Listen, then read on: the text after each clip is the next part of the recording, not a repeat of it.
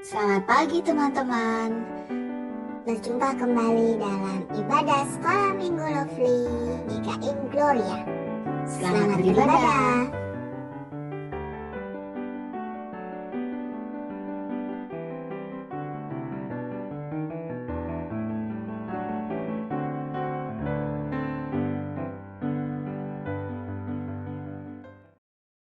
Selamat pagi adik-adik sekolah minggu Lovely yang dikasih oleh Tuhan Yesus Kristus.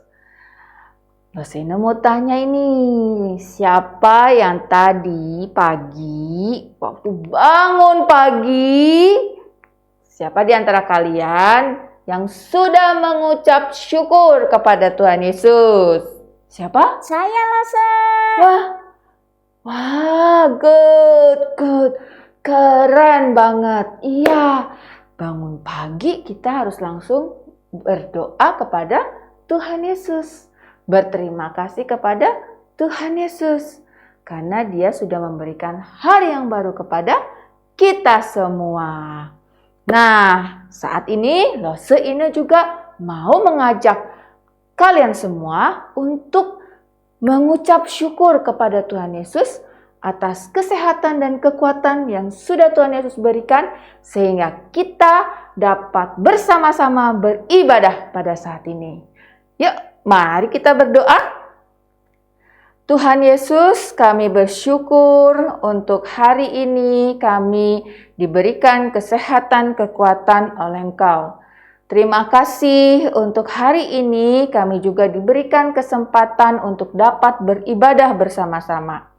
Tuhan Yesus, kami menyerahkan diri kami semua agar kami dapat sungguh-sungguh beribadah kepadamu.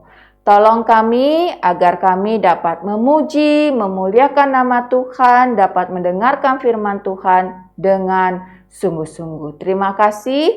Di dalam nama Tuhan Yesus kami telah berdoa dan mengucap syukur. Amin. Lose Ine mengajak kalian semua, mari kita bangkit berdiri. Kita akan bersama-sama menaikkan sebuah pujian. Kita gunakan gerakan ya. Mari kita sama-sama memuji nama Tuhan dengan judul Bersyukurlah.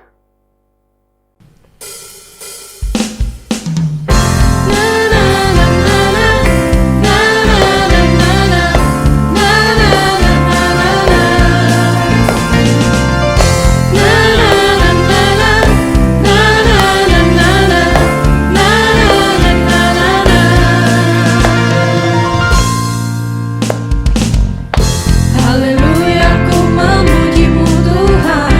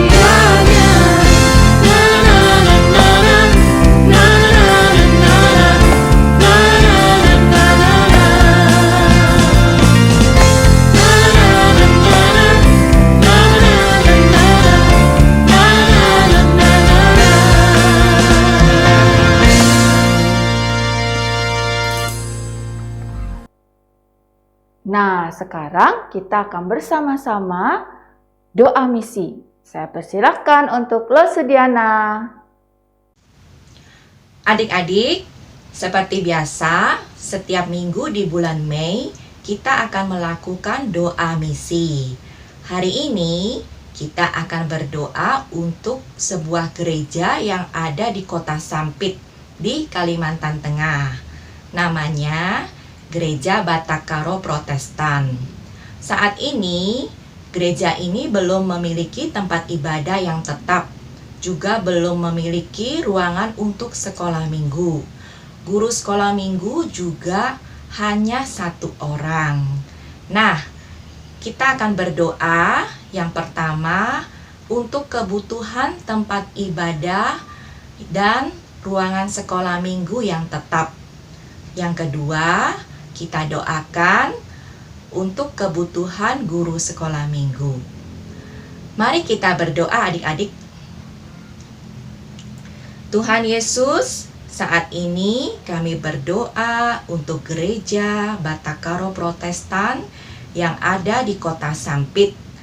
Mereka membutuhkan tempat ibadah yang tetap, supaya mereka bisa beribadah dengan baik. Mereka juga saat ini membutuhkan ruangan untuk sekolah minggu.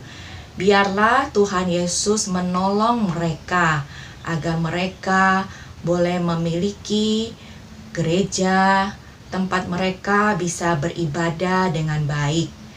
Biarlah mereka juga tetap setia kepada Tuhan Yesus. Tuhan juga menolong agar ada orang-orang yang terpanggil menjadi guru sekolah minggu di sana. Boleh mendidik anak-anak, boleh membawa anak-anak dari kecil mengenal Tuhan Yesus. Tuhan kiranya menyediakan orang-orang yang mencintai Tuhan, agar mereka diberikan hati untuk boleh melayani anak-anak sekolah minggu. Terima kasih Tuhan Yesus untuk segala kebaikan Tuhan yang Tuhan nyatakan bagi gereja ini. Biarlah Tuhan terus memberkati gereja ini, boleh bertumbuh menjadi gereja yang mencintai Tuhan Yesus. Terima kasih Tuhan Yesus. Di dalam nama Tuhan Yesus kami berdoa. Amin. Adik-adik, ketika kita diberi sesuatu oleh seseorang, kita diajarkan untuk mengucapkan terima kasih. Nah, apakah adik-adik jika diberi sesuatu oleh papa mama, apakah adik-adik pun mengucapkan terima kasih? Good. Nah, pernahkah adik-adik juga berterima kasih kepada Tuhan Yesus untuk mama dan papa kalian? Pernah Lose. Puji Tuhan. Adik-adik, hari ini Lose Ina juga akan bercerita tentang seseorang yang mengucapkan syukur atau berterima kasih kepada Tuhan Yesus.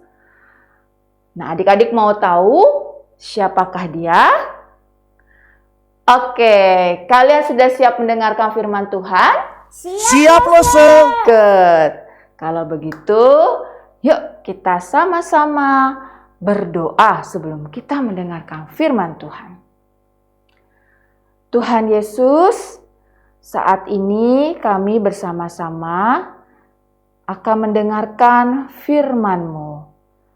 Kami mohon Roh Kudus menolong kami agar kami dapat mengerti firman Tuhan.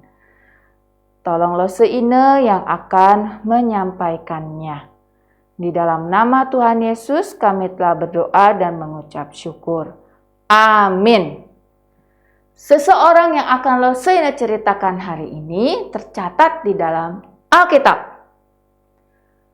Tepatnya di dalam Injil Lukas pasal yang ke-17 ayat yang ke-11 hingga ayat yang ke-19 yang menceritakan tentang 10 orang yang sakit kusta. Coba kalian jarinya 10 mana? Ya, 10. Adakah di antara kalian yang tahu apa itu sakit kusta? Adik-adik, sakit kusta itu adalah penyakit kulit. Kalau orang sakit kusta, di kulitnya itu ada luka yang berwarna putih dan merah gelap. Mereka juga kesakitan. Pada zaman dulu, orang yang sakit kusta tidak boleh didekati. Mereka harus jauh-jauh dari orang yang sehat. Mereka harus meninggalkan keluarga mereka. Mereka harus pergi jauh dari papa mereka, dari mama mereka, atau dari anak-anak mereka. Kasihan sekali ya orang yang sakit kusta ini. Suatu hari, Tuhan Yesus sedang berjalan bersama dengan murid-muridnya. Mereka akan menuju ke kota Yerusalem. Tetapi mereka harus melewati perbatasan antara Samaria dan Galilea. Dari kejauhan, ada 10 orang yang sakit kusta. Mereka mau mendekati Tuhan Yesus. Tetapi, tadi Losena katakan, mereka tidak boleh dekat-dekat dengan orang yang sehat. Dari kejauhan, mereka berteriak kepada Tuhan Yesus. Kata mereka, Yesus, Guru, kasihanilah kami. mereka meminta pertolongan kepada Tuhan Yesus. Mereka mendengar bahwa Tuhan Yesus melakukan mujizat. Dan pastinya mereka pun ingin agar Tuhan Yesus melakukan mujizat kepada mereka. Karena mereka ingin disembuhkan.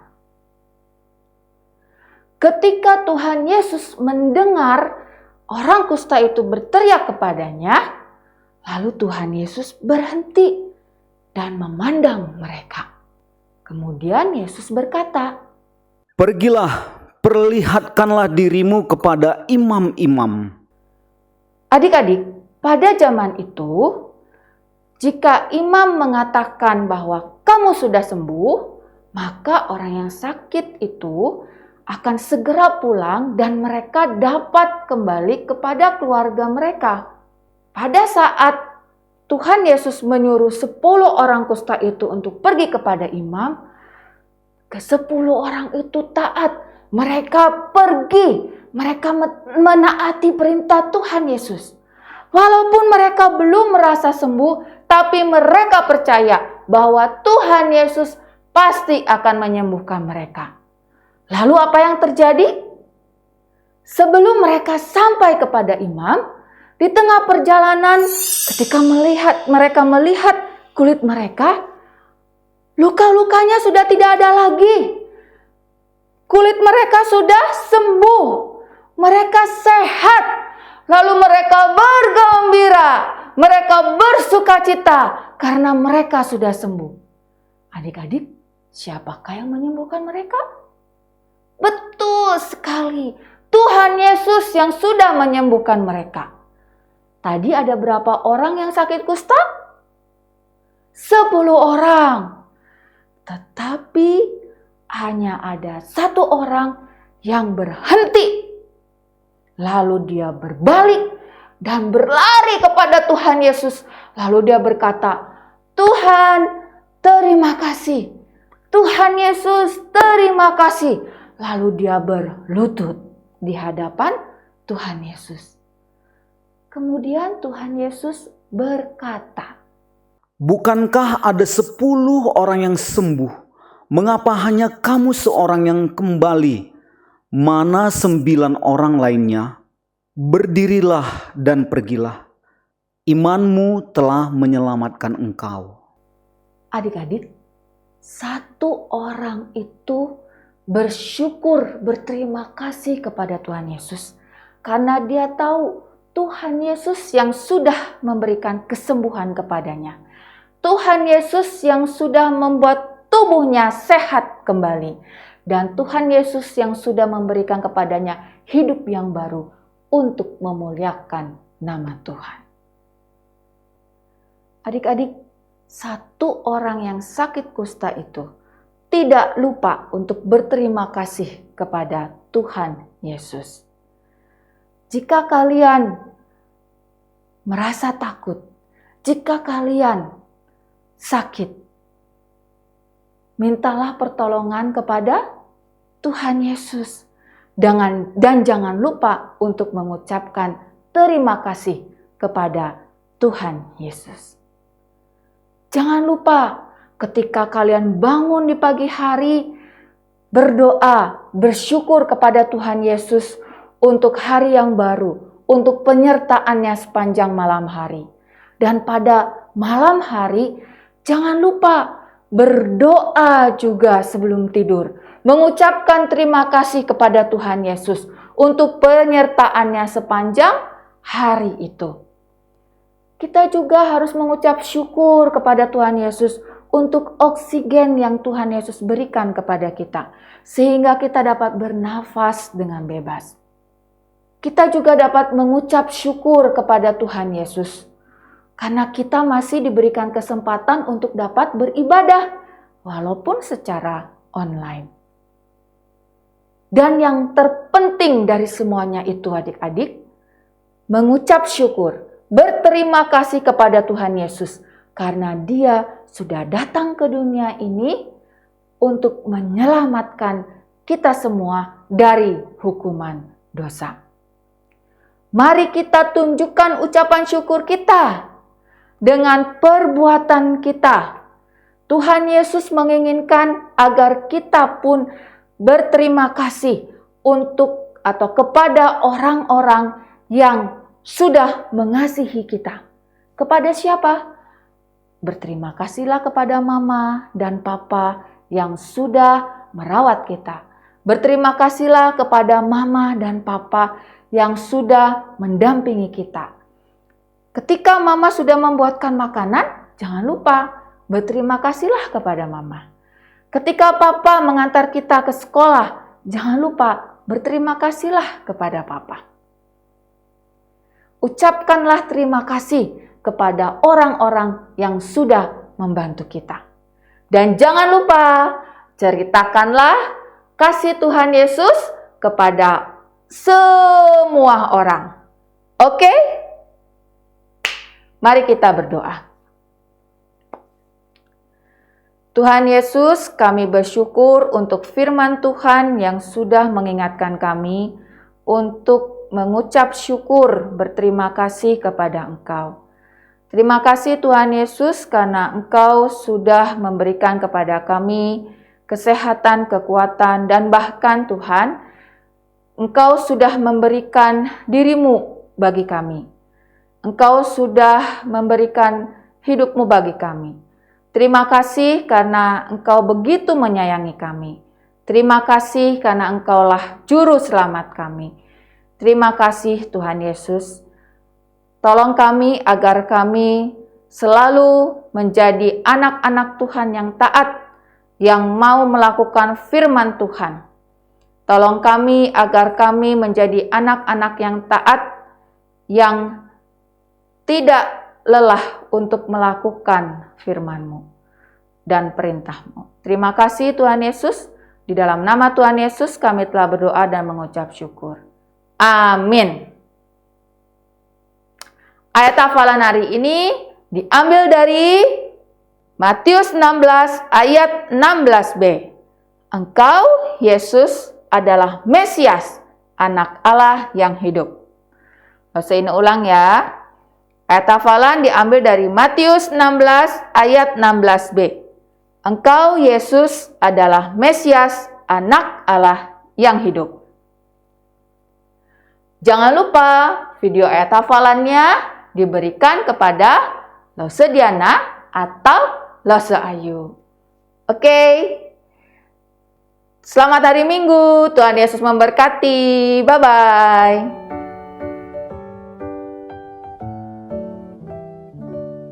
Happy birthday to you. Happy birthday to you. Happy birthday, happy birthday.